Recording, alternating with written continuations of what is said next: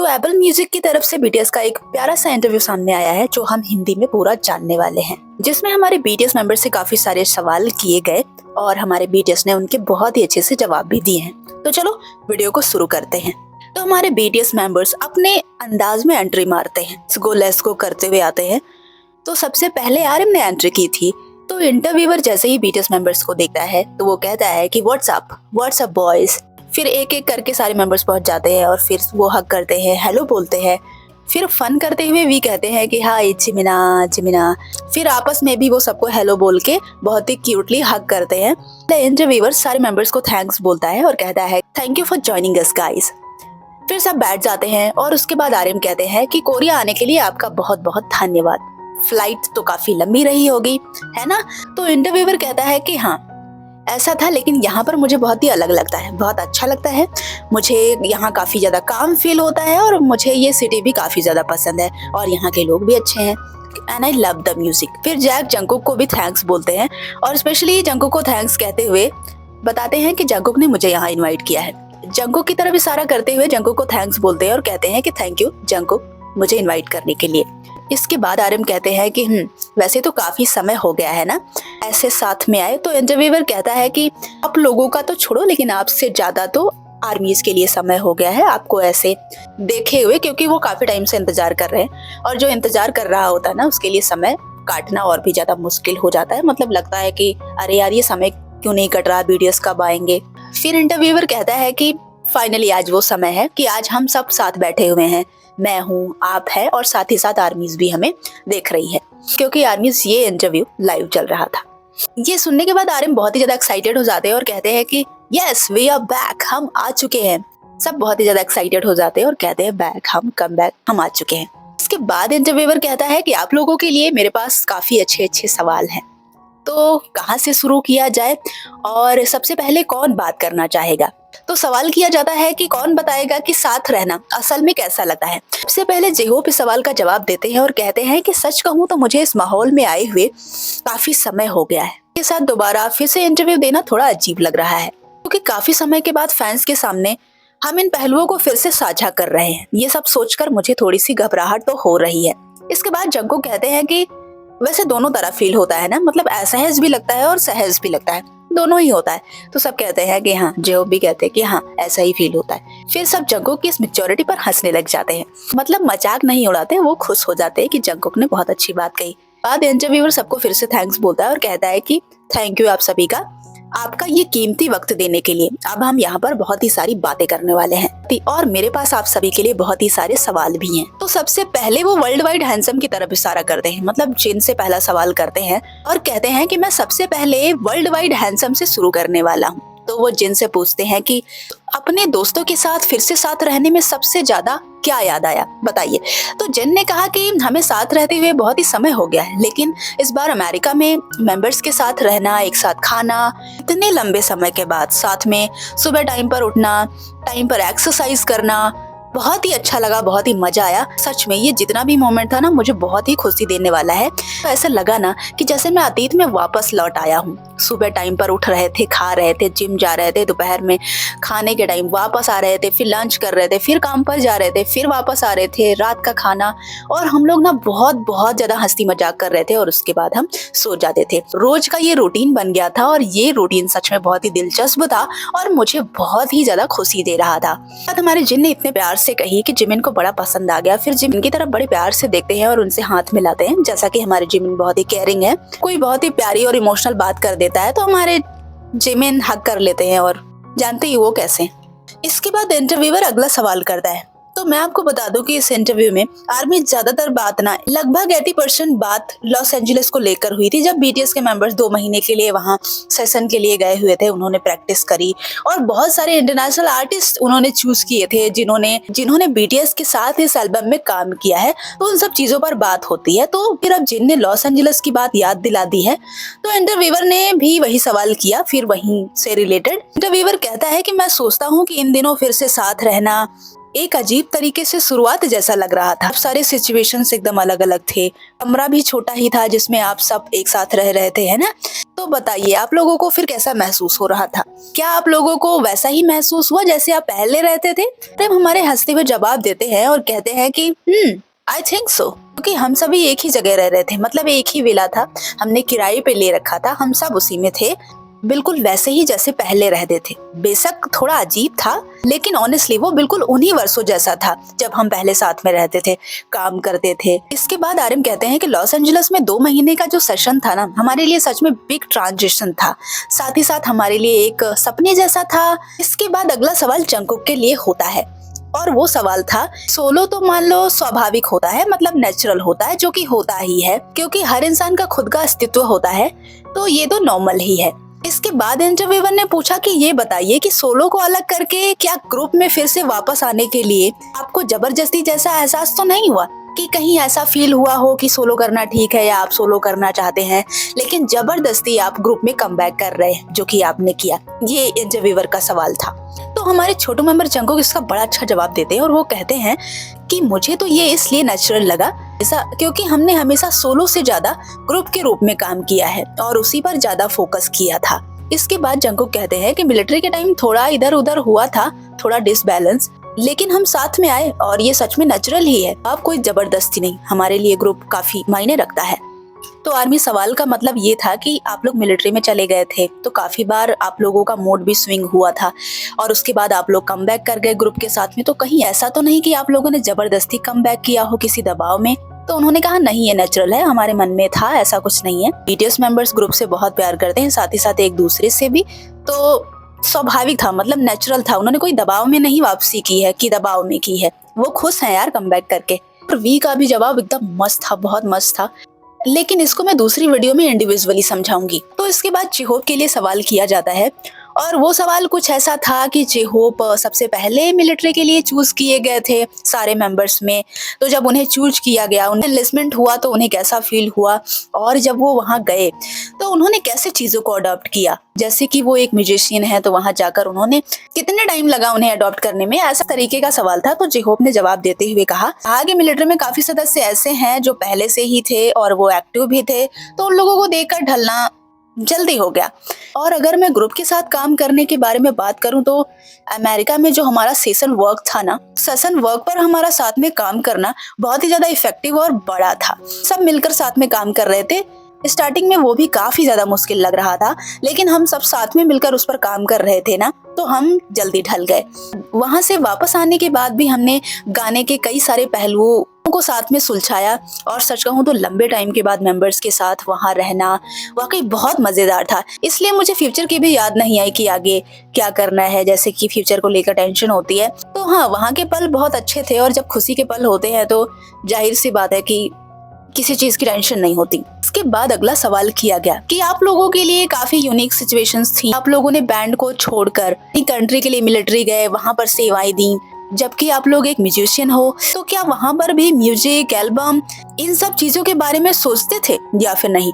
तो सुगा कहते हैं कि हाँ, जब हम मिलते थे ना तो हम हमेशा इन सब चीजों के बारे में बात करते थे, प्लानिंग करते थे कि हाँ कई चीजें करेंगे, ये बनाएंगे, वो बनाएंगे, ऐसा करके सुगा बताते हैं। मतलब वो वहां पर ये सब सोचते रहते थे, ऐसा नहीं है कि वो म्यूजिक और ये दुनिया ही भूल गए थे। इसके बाद अगला सवाल आरएम से किया गया। आरएम से पूछा गया कि आपने जब शुरुआत की उसके बाद आप ग्रुप के लीडर बन गए, और आप जानते हैं कि अब आप ऐसी स्थिति में हैं जहां आप एक बैंड के रूप में ही नहीं है बल्कि एक अच्छे इंसान के रूप में भी डेवलप हो गए। तो जब सब लोग फिर से एक साथ आए और आपने सबको देखा, मतलब मिलिट्री के बाद, तो क्या आपके दिमाग में ये आया था कि अरे मेरे बच्चे, इन्हें तो मैं बचपन से जानता हूँ, हम टीनेज से साथ में थे, ऐसा कुछ करके उनका सवाल था। लीडर का रोल आपका कैसा था और कैसा है और कैसा रहेगा आगे? अभी भी आप बड़े हो रहे हैं तो किस तरह से डेवलपमेंट हो रही है? मतलब लीडर को लेकर सवाल था कि आरएम कैसे इस चीज को निभा रहे हैं, क्या सोचते हैं इसके बारे में, और आगे वो कैसा रहना चाहते हैं। तो आरएम ने इसका जवाब देते हुए कहा कि हाँ, बात तो काफी पॉइंट वाली है, आर्यन कहते हैं पता नहीं वैसे, लेकिन कभी कभी मैं ना सच में बहुत ही ज्यादा प्रेशर में आ जाता हूँ। जैसे एक होता है ना कि लीडर हो तुम तो तुम्हें ये करना है, एक प्रेशर होता है कि हाँ भाई ये करके ही रहना है, ऐसे करके। तो मैं कभी कभी बहुत ही ज्यादा प्रेशराइज्ड हो जाता हूँ, जैसे कि ऑर्डर्स भी फॉलो करने पड़ते हैं। लेकिन हम सच में काफी ज्यादा यूनिक एक्सपीरियंसेस करके फिर से वापस आए हैं। जब हम एलए में थे, मैं एलए में था, तो वहाँ भी मैं कोशिश कर रहा था कि मैं अपना बेस्ट दूं, और हम लोग हमेशा ही सोच रहे थे कि ग्रुप को किस तरह से बेहतर बनाया जाए, आगे बढ़ाया जाए। और मैं ग्रुप को हमेशा बेस्ट देना चाहता हूँ, फिर चाहे शब्दों से कम्युनिकेट करना हो या फिर ग्रुप को रिप्रेजेंट करना हो, टीम को बेहतर स्तर पर लाने के लिए हम काम करते ही रहते हैं। इसके बाद कहा जाता है कि अब तो वर्ल्ड टूर भी होने वाला है, फिर तो रिस्पॉन्सिबिलिटीज आप लोगों की और भी बढ़ती जाएंगी। हालांकि धीरे धीरे चीजें आसान हो जाती होंगी आप लोगों के लिए, क्योंकि आप लोग एक दूसरे के लिए हमेशा खड़े रहते हो, हमेशा एक दूसरे का सपोर्ट करते हो। तो आर्यन ने जवाब देते हुए कहा कि हाँ, काफी टाइम तक हम फैमिली की तरह रहे हैं, लगभग 15 साल, है ना, 15 साल तक शायद हम साथ में थे, और ये सच में बहुत ही ज्यादा समय होता है। तो जब हम साथ में रहते थे या रहते हैं, तो कोई भी सैड होता है तो हम उसकी आंखों में देखकर जान जाते हैं कि किसी को क्या दिक्कत हुई है, कोई परेशान है, कोई सैड है, तो हम उससे कहते हैं कि सैड मत हो, तुम जरूर किसी प्रॉब्लम में चल रहे हो, मैं तुम्हारे साथ हूँ, मैं तुम्हारी केयर करूंगा। ऐसे करके आर्यन बता रहे थे, जो कि हमें पता ही है कि मेंबर्स एक दूसरे की बहुत ज्यादा केयर करते हैं। आर्यन ने कहा हम हमेशा ऐसे थे और आगे भी हम हमेशा ऐसे कर सकते हैं। तो मेंबर्स मुझे बहुत सपोर्ट करते हैं। मतलब आर्यन भी जब ओवर थिंक करते हैं या जब प्रेशराइज हो जाते हैं, तो मेंबर्स भी उन्हें सपोर्ट करते हैं, और एक दूसरे की आंखों में देखकर इन लोग को पता चल जाता है कि कोई परेशानी में है या आर्यन परेशानी में है, तो सारे मेंबर्स उन्हें मोटिवेट करते हैं। तो आर्यन कहते हैं कि मेंबर्स हमारे साथ हैं, इस वजह से मुझे अपनी जिम्मेदारियां पूरी करने में ज्यादा दिक्कत नहीं होती है, हो जाता है। लेकिन फिर भी, इसके बाद कहते हैं लेकिन फिर भी मैं बहुत ही ज्यादा प्रेशर कभी कभी ले लेता हूँ, बहुत ही ज्यादा। लेकिन फिर मैं पता है क्या सोचता हूँ, मैं सोचता हूँ कि अरे यार, मैं भी तो इस ग्रुप का मेंबर ही हूँ ना, मैं क्यों इतना ज्यादा परेशान हूँ, मैं भी मेंबर हूँ, मैं भी जैसे ये साथ है उनमें से एक हूँ। सब सोच के थोड़ा सा आर्यन की ओवर थिंकिंग कम हो जाती है। मैं कहता हूँ छोड़ो यार, मैं भी तो मेंबर ही हूँ। हम कहते हैं कि लेकिन सच कहूँ तो कभी कभी मैं अभी भी सोचता हूँ कि यार एक अच्छा लीडर कैसा होना चाहिए। होप हमारे बहुत ही खुश हो जाते हैं और खुश होके कहते हैं कि अरे Aryan, you are best leader, तुम बेस्ट हो, तुम बहुत ही अच्छे लीडर हो। तो आर्यन कहते हैं ओ थैंक यू ब्रदर। फिर सारे मेंबर्स बहुत ही ज्यादा हंसने लग जाते हैं और सब कहने लगते हैं यस लीडर, तुम बेस्ट हो, तुम सबसे बेस्ट लीडर हो। इसके बाद अगला सवाल किया जाता है और कहा जाता है कि सुगा लास्ट मेंबर थे जो लास्ट में वापस आए मिलिट्री से। तो ये बताओ कि पूरी टीम जब पहली बार मिली, जब पहली बार आप लोगों ने निकलने के बाद गेट टुगेदर वाला मोमेंट किया, तो कैसा रहा? मतलब वो सेलिब्रेशन आपने कैसे किया? तो वी इसका जवाब देने जा रहे थे तो वो सोचने लग जाते हैं, तो कहते हैं कि अरे यार, हम लोग पहली बार कहाँ मिले थे, क्या हम जंगकुकी के घर पे इकट्ठा हुए थे? तो आर्यन कहते हैं क्या वो मेरा घर नहीं था? तो जिहोब कहते हैं हाँ हाँ, वो नामजून ह्यूंग का ही घर था। आर्यन कहते हैं हाँ मुझे याद है, मैं अपना काम खुद ही कर रहा था। लेकिन ये तो मजाक मस्ती चल रही थी। फिर सुगा जो है इसका सीरियसली जवाब देते हैं और कहते हैं कि अगर हम सेलिब्रेशन का सोचते भी ना, मतलब मन में सेलिब्रेशन का था भी, तो भी हमें काम करने के लिए अमेरिका भेज दिया गया था, तो ये सेलिब्रेशन वाला हम सोच ही नहीं पाए, हमारे दिमाग में आया ही नहीं, हम इतना काम में बिजी थे। इसके बाद सुगा से फिर से एक फनी सवाल किया जाता है कि मिलिट्री डिस्चार्ज के बाद जब आप सोलो लाइव पर आए थे पहली बार एक बिल्ली के साथ में, टैंक के साथ में, तो पूरे सोशल मीडिया पर बवाल ही मच गया था। मतलब एकदम लोग इतने टाइम के बाद सुगा का लाइव देखकर एकदम क्रेजी हो गए थे। और एक आर्मी की वीडियो थी जो कि स्टेशन पर बैठकर सुगा का लाइव देख रही थी, आपको याद होगा, बहुत ही ज्यादा वायरल हुआ था। वो स्टेशन पर बैठी हुई थी और सुगा लाइव आ गए थे, तो उसे वहीं पर देखना पड़ गया था। तो इसको लेकर भी सवाल हुआ कि आप इतने देर में क्यों लाइव आए थे, तब मिलिट्री से डिस्चार्ज होने के तुरंत बाद लाइव क्यों नहीं आए, जैसा कि आर्यन आए थे, वी आए थे, है ना, वो लोग तो तुरंत ही आ गए थे। और जब आप लाइव आए भी तो आपको लाइव करने के बाद, इतने टाइम के बाद आर्मी से ऐसे बात करने के बाद कैसा फील हुआ? और ये सवाल सच में बहुत अच्छा था। ना तो सुगा को पोस्ट करने का मन करता है, ना ही लाइव स्ट्रीम करने का मन करता है। बहुत अच्छा था। अब देखते हैं सुगा क्या जवाब देते हैं इसका। सवाल का जवाब देते हुए हमारे सुगा कहते हैं कि नहीं, देर से आना इसलिए था क्योंकि मैं ना कुछ कामों में बिजी था, कुछ ना कुछ कर ही रहा था। और वो जो बिल्ली आ गई थी ना, तो अचानक से आ गई थी, तो अचानक से आ गई तो उसको हटाना भी मुश्किल था, इस वजह से दिखाना पड़ा। हंसने लग जाते हैं और कहते हैं वैसे मुझे ठीक से याद भी नहीं है। फिर सोचते हुए कहते हैं कि अरे मैंने तो बोला ही था कि मैं ऐसा ही हूँ, और बार बार आके बातचीत करने के बजाय मुझे लगता है कि किसी स्पेशल ओकेजन में ना अचानक से लाइव आकर अपनी बात कर दो, जो भी करना है। और आप लोगों को ये भी पता है कि मैं अकेले टाइम स्पेंड करना ज्यादा पसंद करता हूँ। मैं ऐसे ही हूँ और सबका अलग अलग स्टाइल होता है, तो यही है। हाँ सुगा, बिल्कुल सही कहा, हम बिल्कुल आपको जानते हैं, बिल्कुल टेंशन लेने की जरूरत नहीं है। लेकिन कम से कम हमारे बारे में भी तो सोच लिया करो, कभी कभी आ जाया करो, टपक पड़ा करो, बिना स्पेशल ओकेजन के भी बात करने के लिए आ जाया करो हमसे। जिमिन से कहा गया कि मिलिट्री के दौरान आपने क्या क्या सीखा, तो सबसे पहले जिमिन मिलिट्री का नाम सुन के तो हंसने ही लग जाते। और ये लड़का यार, मिलिट्री के नाम से तो इसका दिल धक धक करने लगता है। अपनी मुस्कुराहट को कंट्रोल करते हैं और जवाब देते हैं और कहते हैं कि वहां पर मैं जब था ना, तो मेरे मन में बहुत ही सारे थॉट्स आया करते थे, लेकिन उस समय मुझे इस बात का एहसास हुआ कि काम करने और जुनून को किसी चीज में लगाने के लिए समय कितना ज्यादा जरूरी होता है, बहुत ही कीमती होता है। और पता है कोरियन होने के नाते वहां पर लड़कों की जिम्मेदारी होती है मिलिट्री सर्विस कंप्लीट करना, तो काफी कम उम्र में वहां पर लोग सेना में भर्ती हो जाते हैं। और मैंने देखा कि काफी कम उम्र के लड़के भी थे जो मेरे दोस्त बन गए थे, और वो सच में बहुत ही ज्यादा मेहनत कर रहे थे। उनको देखने के बाद ना मैं सोचता था कि मैं भी इनकी तरह बहुत ही ज्यादा मेहनत करूंगा, और इस वजह से वहां से आने के बाद ना मैं जंगकुक के साथ में अलग से भी प्रैक्टिस करता था। फिर हंसते हुए कहते हैं कि हाँ ऐसा ही था मिलिट्री का टाइम। इसके बाद मेंबर से अगला सवाल किया जाता है कि लॉस एंजलिस म्यूजिक के लिए सबसे बेस्ट सिटी है, और आप लोग भी वहाँ गए हुए थे, तो आपने कैसे चूज किया लॉस एंजलिस को, कैसे सोचा कि आपको वहां पर ही जाना है और रहना है और शूटिंग रिकॉर्डिंग वगैरह करनी है। तो आर्यन जवाब देते हुए कहते हैं कि हाँ, हमें वेरी वेल पता था कि एलए म्यूजिक टाउन है, और सच कहूँ तो मैं वहां पहुंचने के बाद बहुत ही ज्यादा हैरान भी हो गया था, क्योंकि वहां पर ना हम सैकड़ों सिंगर्स से मिले, सैकड़ों सॉन्ग राइटर्स से मिले, प्रोड्यूसर से मिले, और बहुत सारे आर्टिस्ट ऐसे भी थे जिनसे हम मिले जिनका घर तो लॉस एंजलिस में ही था, और उन्होंने हमें बताया भी कि लॉस एंजलिस वाकई में बहुत ही मजेदार है, यहाँ रहना बहुत ही अच्छा है, एलए वाकई बहुत ही शानदार है। आर्यन कहते हैं कि वहाँ का वेदर, क्रिएटिव एनर्जी और वहाँ के लोग भी वाकई बहुत अच्छे हैं, मुझे बहुत अच्छे लगते हैं। मुझे लगता है कि अगर कोई भी म्यूजिक सेशन पर काम कर रहा हो तो लॉस एंजलिस बेस्ट ऑप्शन है, उसे वहाँ जाना चाहिए। तो इसीलिए हम वहाँ गए।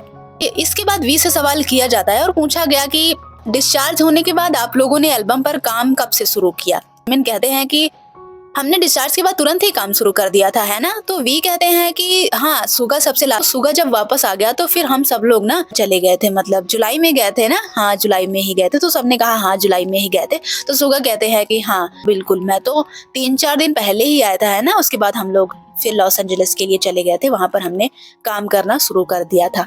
तो इसके बाद जिमिन एक फनी बात बताते हैं और कहते हैं कि पता है स्टार्टिंग में तो हम ना कम्युनिकेट ही नहीं कर पा रहे थे, किसी से बातचीत नहीं कर पा रहे थे, क्योंकि हमें ना इंग्लिश में बोलने के लिए कहा गया था और इंग्लिश तो हमें इतनी आती ही नहीं थी। और जिमिन सब ना टूटी फूटी अंग्रेजी में बताने लगते हैं कि फिर हम इशारों से बात करते थे, यू करके, ओके ऐसे करके, थंब वम दिखा के। वो बड़े फनी तरीके से वो लोग ये बता रहे थे, बहुत क्यूट लग रहा था। कहते हैं बस हम ऐसे ही सारों में बातें करके काम चला रहे थे। तो आपको एक बात याद आ जाती है और जिहो कहते हैं कि अच्छा, वैसे 2 महीने काफी ज्यादा समय था, हम काफी टाइम से वहाँ थे, है ना, और गाने पे काम कर रहे थे। लेकिन सच में एक बात की कंफ्यूजन हम लोग को ना बहुत ही ज्यादा थी, और वो ये थी कि किस ट्रैक पर हम सबसे पहले काम शुरू करें, कौन सा गाना लिखें, कैसे क्या करें। इस बात की कंफ्यूजन बहुत हो रही थी। वहाँ पर मेंबर्स के साथ में बहुत सारे अदर आर्टिस्ट भी थे, जो कि मेंबर्स ने ही चूज किए थे कि कौन कौन उनके साथ काम करेगा। तो उन्हीं अदर आर्टिस्ट को लेकर जो है अगला सवाल किया गया कि जो लोग वहाँ पे थे उनके साथ काम करके कैसा लगा। तो होलीगन ट्रैक की बात शुरू हुई, जिसमें जंगकुक ने सबसे ज्यादा कंट्रीब्यूट किया था, और उनके साथ काफी लोग थे, जैसे कि एल गिंचो थे। तो जंगकुक ने कहा कि एल गिंचो के साथ काफी ज्यादा मजा आया काम करके। होलीगन में ज्यादा मेरे ऊपर इसे बनाने का बहुत ही ज्यादा प्रेशर भी था, तो मैं ना सोच रहा था कि मैं इन लोगों के साथ ज्यादा टाइम स्पेंड कराऊं, क्योंकि इन लोगों की सोच मैंने देखी, ये बहुत ही ताजगी भरे थे, बहुत और अच्छी सोच थी उनकर, और मुझ पर दबाव भी था, इस वजह से मैं बहुत अच्छे से करना चाहता था। तो मैं इन लोगों के साथ में ज्यादा रहना चाहता था। फिर जंगकुक कहते सच में यार गजब का माहौल था, बहुत मजा आया, और अगर मुझे दोबारा मौका मिला ना, तो मैं जिन लोगों के साथ मैंने काम किया है वहां पर, मैं उनके साथ फिर से काम करना चाहूंगा। होलीगन ट्रैक में जो भी जंगकुक के साथ में था वो उनकी ही बात कर रहे थे। अगला सवाल बीटीएस के फेवरेट सॉन्ग को लेकर होता है, जो कि इस एल्बम में है। तो सबसे पहले कहा जाता है कि एल्बम तो बहुत ही ज्यादा जबरदस्त है, लेकिन एक होता है ना कि 1, 2 या 3 गाने ऐसे होते हैं जो दिल को छू जाते हैं, दिल के करीब हो जाते हैं, तो हम उसे फेवरेट ही समझते हैं। तो पहले तो इंटरव्यूअर कहता है कि पर्सनली अगर मैं अपनी बात करूँ ना, तो मुझे तो एलियन बहुत ही ज्यादा पसंद आया, बहुत ही पसंद है। और फिर सारे मेंबर्स ना कहते हैं ओ वाओ। फिर वो कहता है कि मुझे नॉर्मल भी पसंद है, तो वी बड़े खुश हो जाते हैं, कहते हैं नॉर्मल। सब क्लैपिंग करने लग जाते हैं और जेहोप कहते हैं कि वैसे मुझे भी नॉर्मल बहुत ही ज्यादा पसंद है पर्सनली। इसके बाद जो इंटरव्यूअर होता है ना वो सारे नाम बताने लगता है ट्रैक के, कई सारे नाम लेता है, तो मेंबर्स और भी ज्यादा खुश हो जाते हैं, मुस्कुराने लग जाते हैं और आर्यन कहते हैं कि आपको तो सारे ही ट्रैक याद हैं। उसके बाद इंटरव्यूअर मैरी गो राउंड का नाम लेता है इस ट्रैक का, बोलता है कि ये भी मुझे बहुत ही ज्यादा पसंद है, तो इसके बारे में बात होने लगती है। तो अगला सवाल इसी ट्रैक को लेकर किया जाता है, मैरी गो राउंड को लेकर। आर्यन से पूछते हैं कि इस ट्रैक में केविन ने आपके साथ काम किया है, तो केविन के साथ काम करने का आपने कैसे सोचा, कैसे लगा कि केविन इसके लिए बेस्ट रहेंगे और आप उनसे कैसे मिले, ये सब सारी चीजें आर्यन से पूछी गई। तो आर्यन ने जवाब देते हुए कहा कि मेरा एक फ्रेंड था जो कि इसमें है, उनसे एल्बम के बारे में जिक्र ही कर रहा था, हम बात कर रहे थे, उसने मुझे 10 ट्रैक सुनाए और फिर केविन का नाम आया, तो मेरे फ्रेंड ने अचानक से कहा कि अरे केविन वो तो मेरा दोस्त है। तो इस तरह से आर्यन ने कहा कि बात आगे बढ़ी और फिर हमने केविन को चूज किया। इसके बाद आर्यन एक सॉन्ग राइटर का नाम लेते हैं, कहते हैं एल्डी हेन। उसकी तारीफ करते हुए आर्यन कहते हैं कि ओह ही इज डैम जीनियस, उसके साथ बहुत ज्यादा काम किया है, सच में उसका बीट मुझे बहुत पसंद है यार। और केविन पाकर की बात करें तो उसके वोकल बहुत ही ज्यादा बेस्ट है। तो ये सब चीजें हैं, हम सब ने मिलकर ट्रैक को बहुत ही ज्यादा खूबसूरती से तैयार किया, क्रिएटिव बनाया है। फिर इसके बाद आर्यन कहते हैं कि वैसे सच कहूँ तो ये ट्रैक ना 1 घंटे में हमने तैयार कर लिया था, यकीन नहीं हो रहा, ये एकदम मिरेकल जैसा लगा। इसके बाद इंटरव्यूअर कहता है कि ठीक है अपना फेवरेट सॉन्ग बताइए। तो जिन चूज करते हैं इनटू द सन, वो बताते हैं कि एल्बम का ये मेरा फेवरेट सॉन्ग है और वी ने इसे बनाया है, वी ने इसे कंपोज किया है। इसके बाद हमारे वी एकदम स्माइल करते हैं और थोड़ा सा गाना गाने लगते हैं यही वाला। उसके बाद सब हंसने लग जाते हैं, जिन भी। उसके बाद जैक भी बहुत ज्यादा इम्प्रेस हो जाते हैं वी से, वी की तरफ देखते हुए वी की तारीफ करते हैं, कहते हैं कि आपने बहुत अच्छा काम किया है, बहुत ही अमेजिंग बनाया है। तो बहुत ही स्टाइल में वी उनको थैंक्स बोलते हैं और फिर सब हंसने लग जाते हैं। इसके बाद एलियन ट्रैक की बात होने लग गई थी क्योंकि ये इस एल्बम का रैप सॉन्ग है। तो इंटरव्यूअर ने सवाल करते हुए कहा कि एलियन जैसा कि रैप सॉन्ग है और काफी टाइम के बाद फिर से हमारे रैपर्स जे होप, सुगा और आर्यन वापस आए एकदम, उन्होंने वैसे ही ताबड़तोड़ कमबैक करा और इस एलियन में एकदम सुनने के बाद ऐसा लगता है ना कि जान आ जाती है और बाद एकदम क्रेजी सा माहौल हो जाता है। जवाब हमारे जेहोप देते हैं क्योंकि हमारे जेहोप बहुत अच्छे रैपर हैं, तो वो कहते हैं कि हाँ हम अच्छा करना चाहते थे, हम वापस आना चाहते थे फिर से, क्योंकि हम अपनी जड़ों और पहचान को दिखाना चाहते थे, इसलिए हमने बहुत ही अच्छे से रैप किया। आर्यन कहते हैं इसे रैप किया लेकिन गाने में सारी स्टाइल हमने मिक्स की है, सब कुछ है इसमें, हम सब ने मिलकर इसमें अपना बेस्ट दिया है एज अ रैपर भी। फिर आर्यन जेहोप की तरफ इशारा करते हुए कहते हैं कि आपको पता है जेहोप पहले स्ट्रीट डांसर हुआ करता था, उसने अपनी शुरुआत वैसे ही की थी। लेकिन अगर ऑनेस्टली मुझसे पूछा जाएगा ना तो मैं पर्सनली ये बताऊंगा कि मुझे ना इस एल्बम का रैपिंग सॉन्ग 2.0 सबसे ज्यादा पसंद है, सच में यार अमेजिंग है, बहुत ही अच्छा है। तो सब कहते हैं हाँ हाँ, उसके बाद सब हंसने लग जाते हैं। उसके बाद अगला सवाल किया जाता है और कहा जाता है कि वैसे कितना मजा आया होगा काम करते हुए साथ में, क्योंकि आप सब ने बचपन से जिस चीज का जुनून रखा है हमेशा से ही, वो अब बीटीएस के रूप में आपको मिल गया। तो जंगकुक इसका जवाब देते हुए कहते हैं कि हाँ सच में बहुत ही मजा आता है साथ में काम करने में, हम साथ में बहुत ही आजादी के साथ काम करते हैं, जैसा हमें मन कर रहा था हमने वैसा ही किया है काम। इसके बाद इंटरव्यूअर कहता है कि आप लोग काफी लंबे समय से साथ में हो, राइट, और इसी वजह से आप एक दूसरे को बहुत ही बेहतर जानते हो काफी पहले से ही। अच्छा ये बताओ कि आप लोगों ने इसका नाम अरिरंग क्यों रखा, क्या मतलब है इसका, आप लोगों के लिए इसका मीनिंग क्या है? तो आर्यन जवाब देते हुए कहते हैं कि I think it's very natural Arirang जैसे सॉन्ग को लाना, क्योंकि ये एक ओल्ड ट्रेडिशनल कोरियन सॉन्ग है और मे बी इसे 1000 ईयर हो गए हैं। आर्यन ने इसे एक्सप्लेन करते हुए कहा कि इसके कई मीनिंग है, लोग इसे अलग अलग तरीकों से समझते हैं, कुछ लोग इसे बदलाव और डिजायर का सिंबल मानते हैं और कुछ लोग इसे दुख और चाहत का, मतलब ये प्रेमियों के लिए भी है, दोस्तों के लिए भी है, हमारा ये कल्चर है तो कोरियंस के लिए मैं ये कह सकता हूँ कि ये बहुत ही ज्यादा मीनिंगफुल है, बहुत ही इम्पोर्टेंट है। इससे हम ये समझते हैं कि हम लोग जड़ों से जुड़े हुए हैं और हमें अपनी जड़ों का पता होना चाहिए कि हमने कहाँ से शुरुआत की थी, हमारी स्टार्टिंग क्या है। यही सब आर्मीज आर्यन कह रहे थे। मैं आपको बता दूं कि अरिरंग एक फोक सॉन्ग है जो कोरियन कल्चर और इमोशंस का सिंबल है, जैसे रीयूनियन, जुदाई, दर्द, उम्मीद, प्यार, ये सारे इमोशंस इसके अंतर्गत आते हैं। तो जो भी जैसा इंसान है उसके अंदर जिस टाइम जैसे इमोशंस पनप रहे हैं उस हिसाब से वो इसको ले सकता है, क्योंकि अरिरंग वर्ल्ड के अंदर बहुत सारी चीजें आती हैं।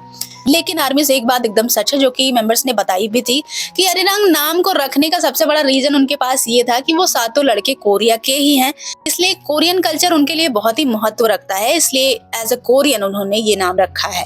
और साथ ही साथ इसका मीनिंग तो बहुत अच्छा है ही है, तो कोई उनके पास ऐसा रीजन नहीं था कि वो अरिरंग को हटा दे, कि वो एल्बम का नाम अरिरंग ना रखे। अगला सवाल किया गया और पूछा गया कि आपकी भी जर्नी काफी ज्यादा यूनिक रही है, आप लोगों ने भी बहुत कुछ झेला है।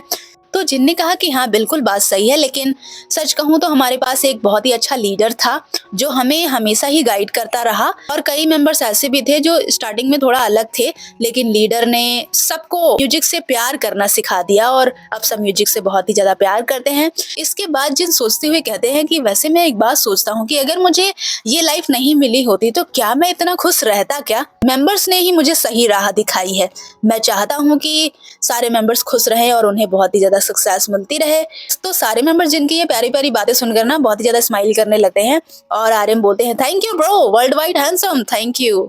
जिन बहुत हैंडसम है, तो इंटरव्यूअर ने कहा कि आप लोग भी बहुत ही ज्यादा हैंडसम हो, बहुत ही फिट भी हो। तो फिर अच्छा ये बताओ कि मिलिट्री से वापस आने के बाद जब पहली बार रिहर्सल करना स्टार्ट किया तो सबसे ज्यादा कौन आउट ऑफ सेफ हो गया था, मतलब कौन था जो एकदम गोलू मोलू सा हो गया था, फिट नहीं था मिलिट्री से आने के बाद और कोरियोग्राफी वगैरह सब भूल गया था, कुछ ऐसा सवाल था। तो जैक कहते हैं कि कौन सा मेंबर है जो बहुत ही आउट ऑफ सेफ हो गया था और वो वापस आने के लिए तैयार नहीं था, मतलब कमबैक के लिए। तो जिमिन कहते हैं कि वो मी बड़े स्टाइल में कहते हैं। फिर सारे मेंबर्स बहुत ही ज्यादा हंसने लग जाते हैं।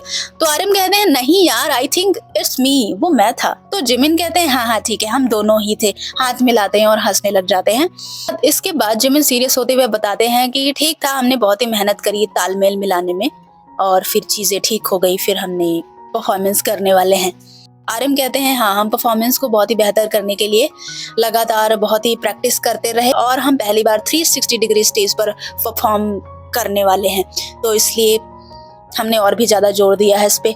फिर अगला सवाल आर्मीज को लेकर था। इंटरव्यूअर ने कहा कि आप लोगों की आर्मीज बहुत ही ज्यादा इनक्रेडिबल है और बढ़ चढ़कर आप लोगों के सपोर्ट में हिस्सा लेती है, जहां भी देखो बढ़कर एकदम सपोर्ट करती है, खड़ी रहती है हमेशा आप लोगों के लिए। तो आप लोगों को क्या लगता है, क्या आप लोगों ने कभी अपनी आर्मी की नजरों से दुनिया को जाना है, मतलब आर्मी की नजरों से दुनिया को जानना आपके लिए कैसा रहा, बताइए। तो जेहोफ ने कहा कि हाँ, अगर मैं भावनाओं की बात करूं तो तेह्युंग ना, जब जिनयुंग का कॉन्सर्ट था तो वी गेस्ट बनकर आया हुआ था। उसके बाद मैंने देखा ना, कॉन्सर्ट के जस्ट बाद ना वी बहुत ही ज्यादा इमोशनल हो गया था, रोने लग गया था, उसकी आंखों में आंसू आ गए थे। सारे मेंबर्स कहने लग जाते हैं कि हाँ हाँ सही बात है। इसके बाद जेहोफ कहते हैं कि अब तो वर्ल्ड टूर भी हम लोग बस शुरू ही करने वाले हैं, दुनिया भर में ट्रैवल करेंगे और बहुत सारी आर्मीज से मिलेंगे। मैं बहुत ही ज्यादा एक्साइटेड हूँ और सच में बहुत टाइम के बाद मैं ऐसा करने जा रहा हूँ, तो ये बहुत ही अच्छी फीलिंग है। बीटीएस से अगला सवाल किया गया कि क्या आपको याद है कि एक टाइम था जब आप लोग अपने पहले शो के लिए टिकट्स बांट रहे थे, लोगों को चुन चुन के ढूंढ रहे थे और उन्हें मना रहे थे शो को देखने के लिए। तो इस पर जग्गुक हंसते हुए कहते हैं कि वैसे मुझे से याद तो नहीं है, बट लाइव की कुछ तस्वीरें हैं मेरे पास, मतलब मेरी यादों में। इसके बाद आर्यन ने इसका जवाब देते हुए कहा कि हाँ, तब कंडीशन कुछ ऐसी ही थी। हाइव का ऑफिस था जो बहुत ही टूटा फूटा था और पता है सिर्फ और सिर्फ कंपनी में 9 लोग थे और 9 लोग जो थे ना वही सारा काम हैंडल करते थे और एक इंसान 3-3 काम हैंडल करता था। जैसे मान लो एक इंसान मेल भी संभाल रहा है, शिपिंग भी संभाल रहा है, डिजाइन भी वही कर रहा है। तो इस तरह से 9 ही मेंबर थे और उनके ऊपर बहुत ही ज्यादा प्रेशर था। इसके बाद आर्यन कहते हैं लेकिन अगर मैं अब की बात करूं, मान लो मैं 2000 की बात करता हूं, तो 2000 में ही 500 लोग कंपनी में आ गए थे, मतलब 500 लोग हाइव में जॉब करने लग गए थे। फिर आर्यन ने कहा कि ऑनेस्टली मुझे इस बात का सोचकर यकीन ही नहीं होता है कि हम आज यहाँ पर हैं। इतना ज्यादा डेवलपमेंट देखना वाकई बहुत ही सुकून भरा है और हम अभी भी आगे बढ़ते जा रहे हैं।